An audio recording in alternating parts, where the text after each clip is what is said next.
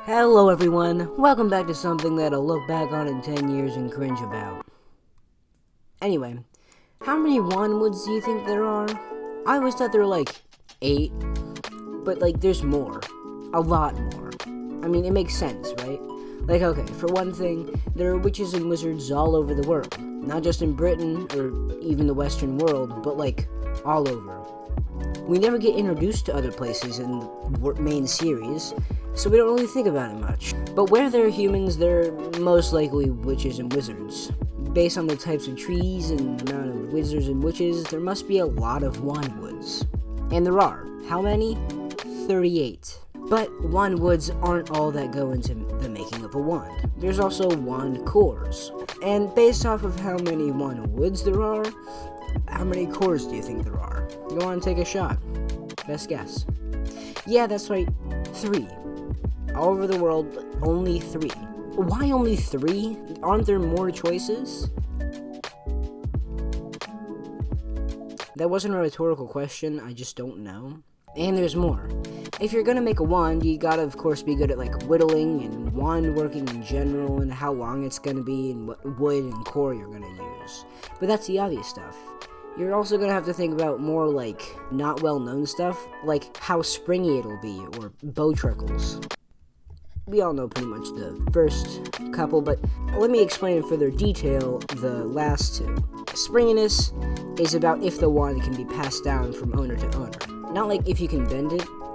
You probably don't bend wands, I'll say that. I mean, sure, some wandwoods are softer than others, take birch versus red oak, but don't bend wands, they'll snap. But it's just about if the wand can be passed down, if it'll accept a new owner.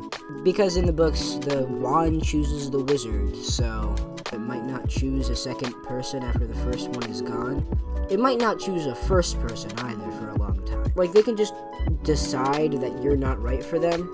And that doesn't make any sense to me. Aren't they inanimate? Aren't they just sticks of wood with a unicorn hair stuck in it? Well, yeah, but they can also just decide that somebody isn't good enough for some reason. Rude. But bow trickles are a different story. I've already made a video about weird Harry Potter creatures, but I should have talked about the bow trickle. Well, maybe I will. Part 2. That's an idea for a video. Anyway, there are these Applejack, cinnamon looking guys who live in trees. Usually they're shy, but if someone tries to harm their trees, they'll gouge out the flannel-wearing, flapjack-eating, Paul Bunyan-idolizing Lumberjack's eyes with their pointy fingers. Actually, bow trickles live in the forests of Scandinavia and Germany, not America, where lumberjacks are usually seen. You were referencing lumberjack stereotypes, I just want... Yeah. And of course in the Necronomicon. What is that? Yeah, I know that, but that's the only kind of stereotypical people that cut down trees. Anyway, you can get around them by giving them wood lice. They'll eat the wood lice and then you can just kind of take some wood to make the wand. But after all this explaining, the question may arise, why does it matter? If you have a wand with dragon heartstring and blackthorn wood, say, is it really any different than a wand with phoenix feather and larch wood? Of course. With this specific example, dragon heartstrings produce the strongest but most temperamental wands. It's more prone to dark arts than the others and learns quicker.